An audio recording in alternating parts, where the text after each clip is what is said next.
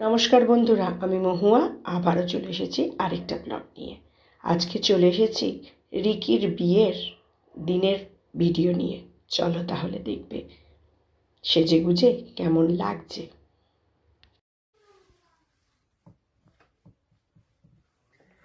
কেমন লাগছে আমাকে? অনেক দিন পর আবার একা একা মেকআপ করলাম। কেমন লাগছে বলো কিন্তু। দেখো, আর এই শাড়িটা পরতে আমাকে কিন্তু আমার মেয়ে হেল্প করেছে। বলবে আমাকে কেমন লাগছে। অবশ্যই কিন্তু কমেন্ট করে বলো আমাকে কেমন লাগছে দেখতে।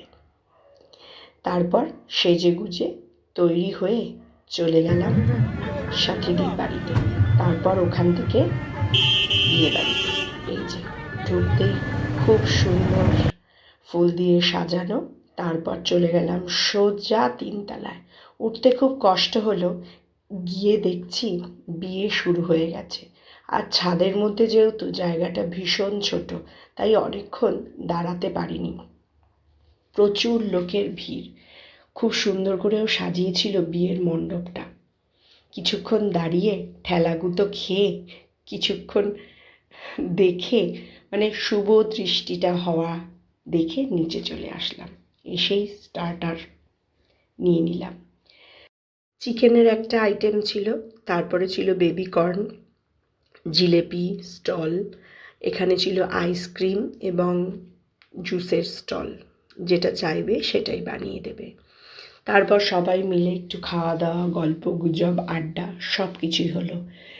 ওপরে যেহেতু বিয়ে হচ্ছে সেহেতু আর যেতে পারিনি।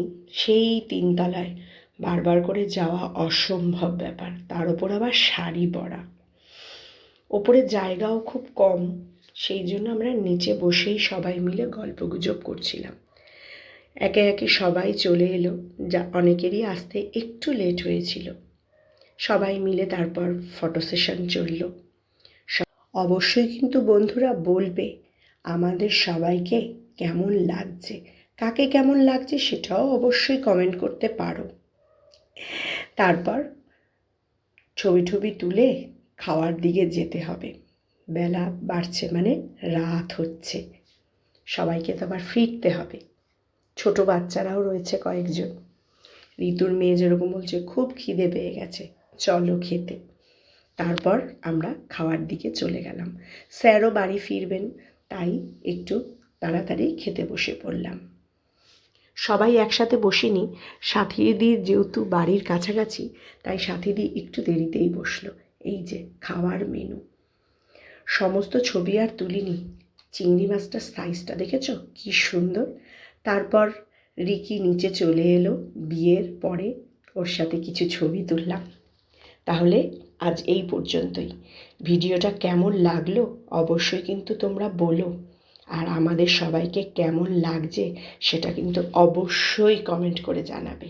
তাহলে তোমরা সবাই ভালো থেকো, সাবধানে থেকো আর সুস্থ থেকো। আর আমার সাথে থেকো, পাশে থেকো। তাহলে আজ টাটা সবাইকে। আরও একবার বলছি, কমেন্ট করো কিন্তু কেমন লাগছে।